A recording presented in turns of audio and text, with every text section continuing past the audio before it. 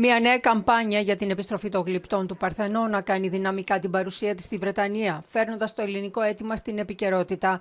Το Parthenon Project, που χρηματοδοτεί ο Έλληνο-Αμερικανός επιχειρηματίας Τζον Λέφας, έχει δραστηριοποιήσει την δημόσια συζήτηση με αποτέλεσμα πολίτες και πολιτικοί να ενημερώνονται καλύτερα για το θέμα. The new campaign does change to a certain extent the debate, because the argument of the Parthenon Project is not just should we transfer ownership of the Parthenon sculptures back to Greece, but actually is there a way we could deposit the Parthenon sculptures with Greece and not discuss legal ownership? Ο Λόρδος Βέιζη, επικεφαλής της καμπάνιας και πρώην Υπουργός Πολιτισμού, εξηγεί στην ΕΡΤ γιατί ο ίδιος άλλαξε γνώμη για την επιστροφή των Γλυπτών. If you're the culture minister, you shouldn't really pronounce on the Parthenon sculptures unless you're supporting the British Museum's position, because to be out of sync with the British Museum would cause confusion.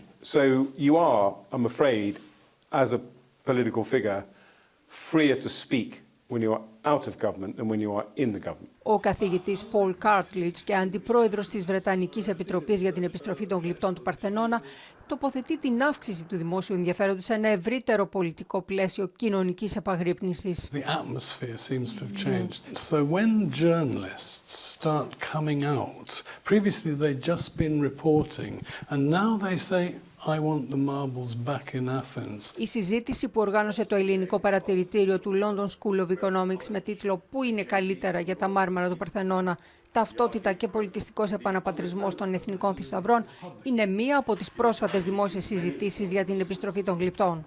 Έγινε με αφορμή την αναθεώρηση του Βρετανικού νόμου για τις επιστροφές αρχαιοτήτων στις χώρες καταγωγής τους.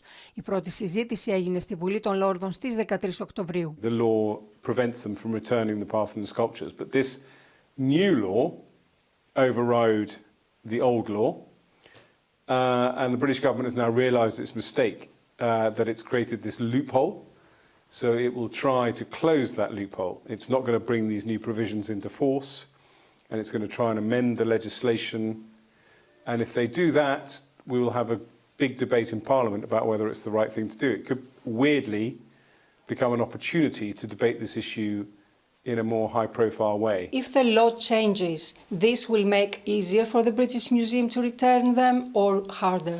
Easier, because the point of why change the law if you think everything is just as it should be? If then we want to get the objects out, you have to change the law to free the trustees to de-acquisition. And it's very sensitive, I understand that, but that's the point of changing the law. Το Βρετανικό Υπουργείο Πολιτισμού ανακοίνωσε ότι θα ολοκληρώσει την αναθεώρηση του νομοσχεδίου εντός 3 με 5 ετών. Σε αυτό το διάστημα εκτιμάται ότι το ελληνικό αίτημα θα παραμείνει στην επικαιρότητα με την ελπίδα να ενισχυθεί ακόμη περισσότερο.